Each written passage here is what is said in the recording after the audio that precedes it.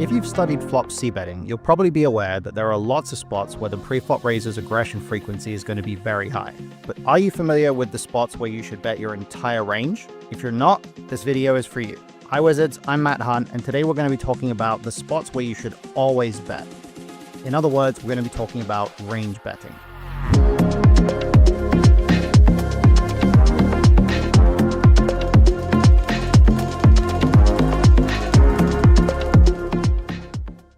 Now, the first question we have to ask, of course, is what is a range bet? Range betting is the act of betting every single hand in our range at 100% frequency. So it's a very simple strategy. It's probably the simplest flop strategy that ever exists other than checking your entire range.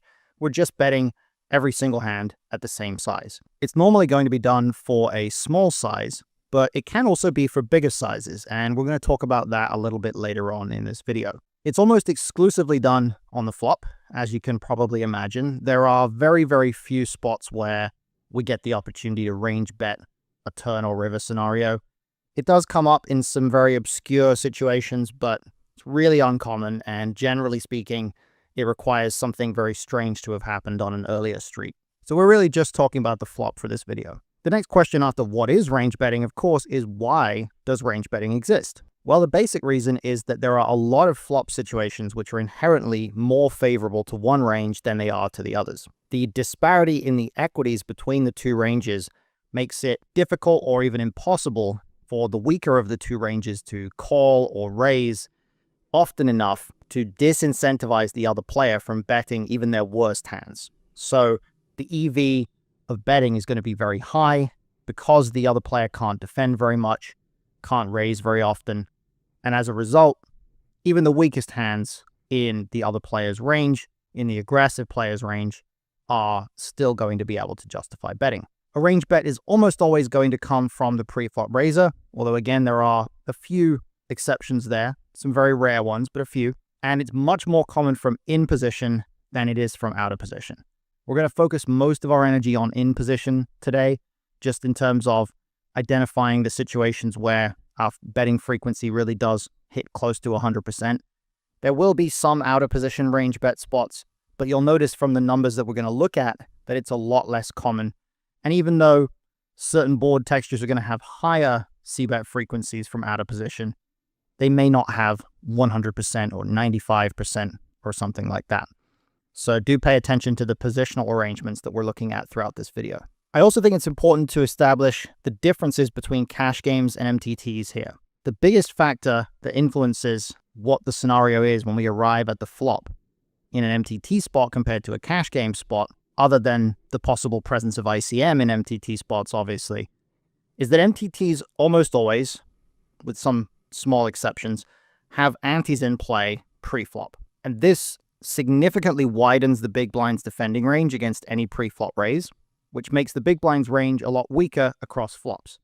It also widens all the other ranges. It widens the calling ranges and so on. But what this does is it actually leads to a greater number and a wider variety of range bet spots in MTTs than in cash games. Not least because the ranges are wider or the calling ranges tend to be wider, but in particular also the stack depths and SPRs tend to be a little bit lower, which generally is going to be a little bit more favorable for pre-flop raisers who might want to play aggressively and stack off, considering that we're not deep enough that maybe their overpairs on certain flops are going to be struggling to stack off.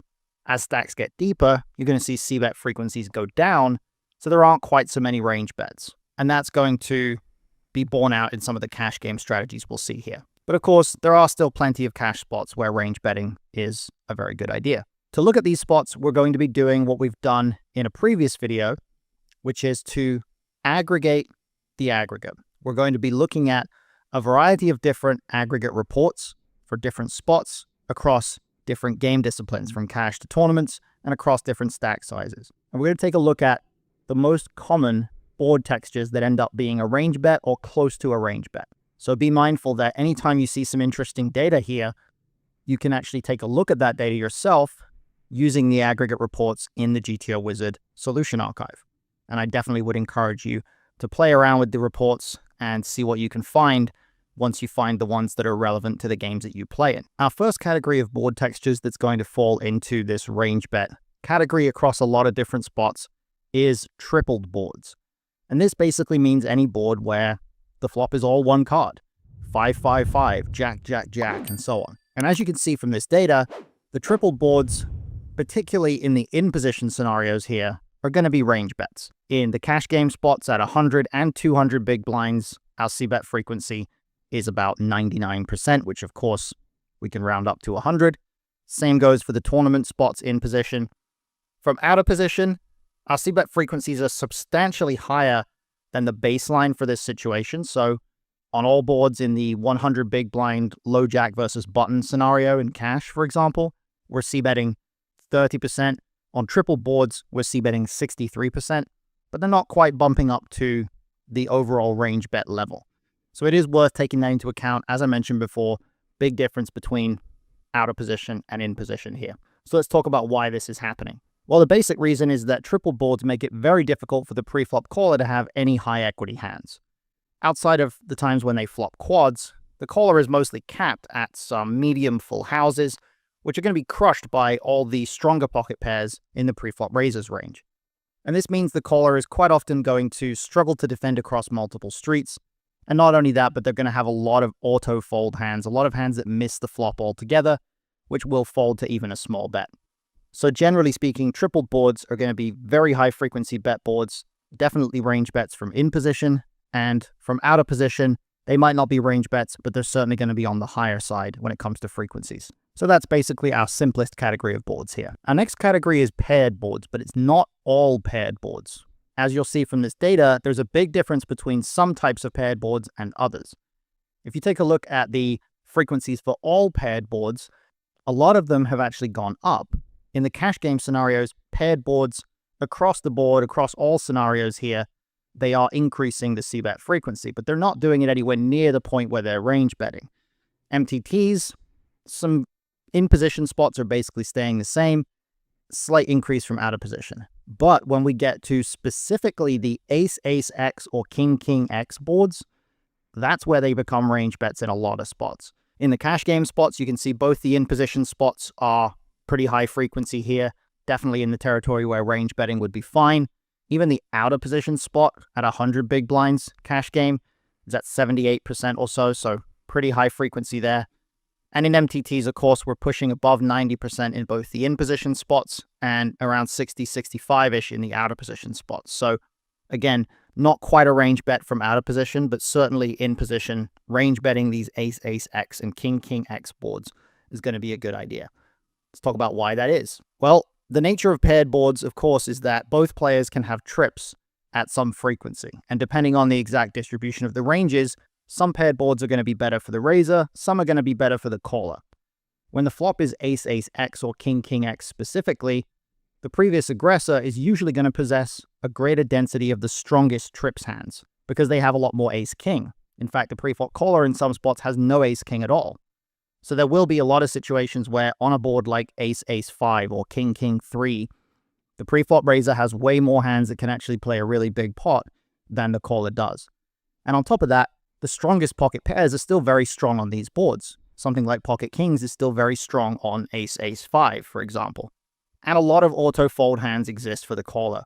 So in general, these Ace-Ace-X and King-King-X boards are scenarios where, in position in particular, you can almost always justify range betting these boards. Out of position, we're looking at high frequency, maybe not necessarily range betting. So pretty easy and simple scenario there. Our next category is a really interesting one, which we're actually going to come back to later on for a specific reason, but it's triple Broadway boards. So it's connected boards that are not monotone. And in particular, I've highlighted not monotone because the monotone boards having the presence of a flush does change things a little bit. In this scenario, as you can see, if we just look at connected boards, that's including the monotone connected boards, across the board, it's dropping the c-bet frequency. There's no scenario where the board being connected as a whole increases our c-bet frequency. But if we make it triple Broadway and we take out those monotone boards, there's an across the board increase. In fact, it goes from 60% to 94.7 in the 100 big blind in position cash game spot. Not quite such a big change in the 200 big blind in position cash spot, but an increase in both of the out of position spots as well.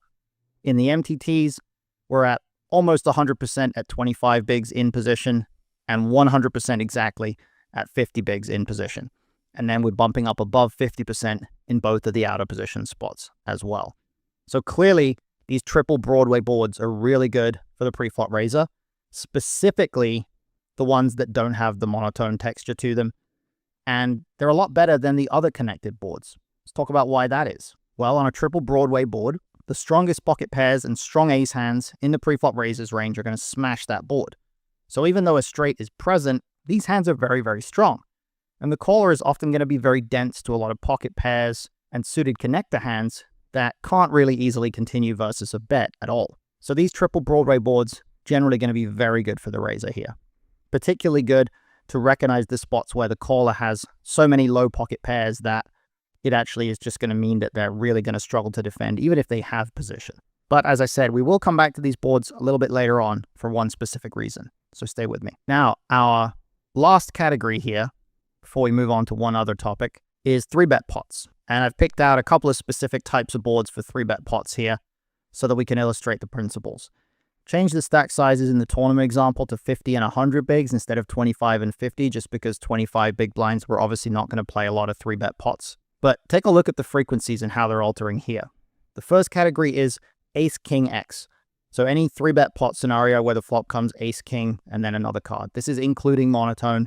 It's not necessarily specifying texture. As you can see, there's a very high frequency across all the cash game spots here. 99, 81, 99, and 95. So even when we're out of position here in these two formations, the cutoff versus low jack and small blind versus cutoff formations, where the first player listed is the 3-better, these are scenarios where the player that 3-bet is going to have a significant capability for aggression simply because they have way more of the aces, the kings, the ace-king, and of course that means these ace-king-x boards are very good for their range. In the MTT spots, you can see that the in-position spots cut off low jack are, again, above 90%, very close. And then we've got the 60%-ish region in the out-of-position spots. And the reason for that, of course, is that in the slightly shallower stack sizes and at the 100 big blind depth, the in-position player in a tournament scenario will actually sometimes be flatting aces, flatting ace-king, flatting kings at some slightly increased rate that is perhaps going to alter a little bit the texture of that range. They're going to have a little bit more in the way of ace-x hands that are flatting that 3-bet just because of the antes being in the pot, slightly different range constructions.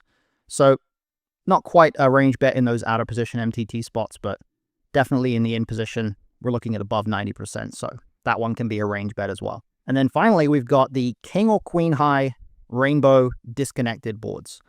Disconnected here meaning that there's no open-ender, there's no flopped straight or anything like that. And here we have above 90% across the board. This is the only category we've seen so far where the c-bet frequency is pushing 100% in basically every scenario. So it's pretty safe to say that if you're playing a 3-bet pot in almost any game, almost any environment, and the flop comes king or queen high, so something like king 7 deuce, queen 7 deuce, these types of disconnected rainbow boards where strong pocket pairs, strong ace kings and ace queens are all very good hands. These boards are pure range bets. And why is this happening? Well, in 3-bet pots, the frequency of ace king in the 3-betters range is going to be very high, and this matters a ton. And the density of pairs in the caller's range is going to be very high too. They're going to be very heavy on those middle pocket pairs. When the board comes ace king x, the ace-king gets stronger, of course, and the pairs are now very weak. And then on those king-x and queen-x disconnected boards, the 3-better also can, of course, have a lot of strong top pairs and some overpairs, some top sets, which are very strong as well.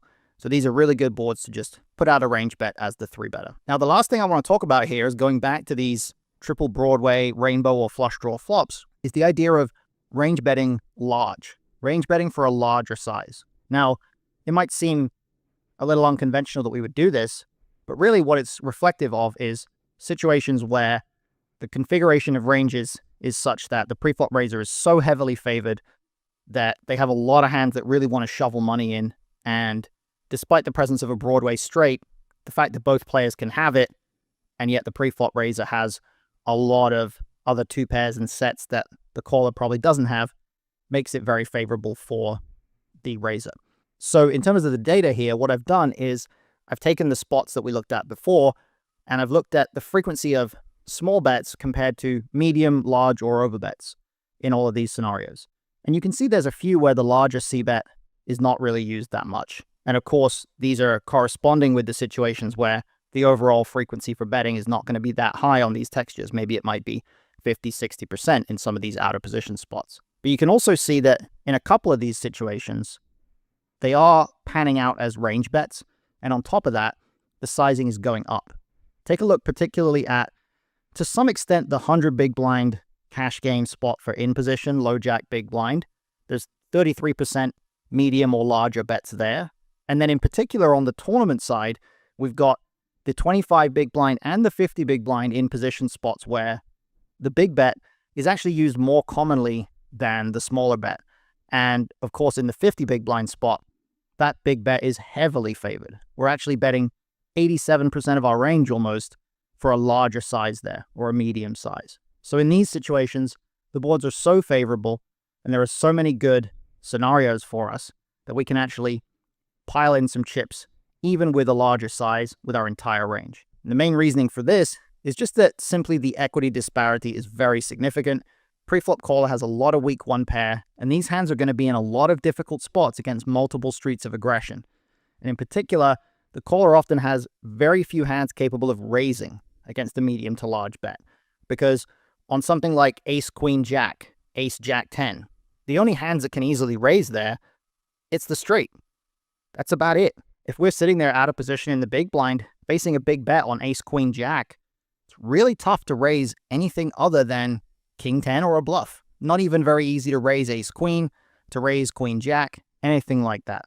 So these are situations where the big bet doesn't get raised very much, so it becomes a little bit more functional for all of that two pair and set region that the in position player wants to get value from. So really interesting spots here. So to wrap up our discussion for today, essentially identifying range bets is a core poker skill. It really is. It's one of the most fundamental things that once you get good at playing post-flop, you really should expect yourself to be able to identify range bet spots pretty accurately. And this is going to be true no matter what game format you play or what stakes. If you're looking for a starting point to start studying these scenarios, then what I would do is pick out the most common formations and stack sizes for your games, depending on whether you're playing 6-handed, 9-handed, cash, MTTs, live, online, etc., and try to use some aggregate reports to figure out some trends that might be applicable and that you can employ some relatively quick and easy heuristics to see bet the right frequencies in the right spots and get your range bet spots learned pretty accurately. That's the way I would start. But obviously, there are plenty of ways to study, and I look forward to seeing what methods you guys might be able to come up with. That's going to be it for this video, so thank you everybody for tuning in. If you're interested in another video, we have a video right here that you can take a look at, which is all about the most dangerous board textures where you should not c-bet your entire range. So please check that out. I'll be available on Discord if anybody wants to discuss this content, but otherwise I'll be back soon with another video. And in the meantime, good luck with it.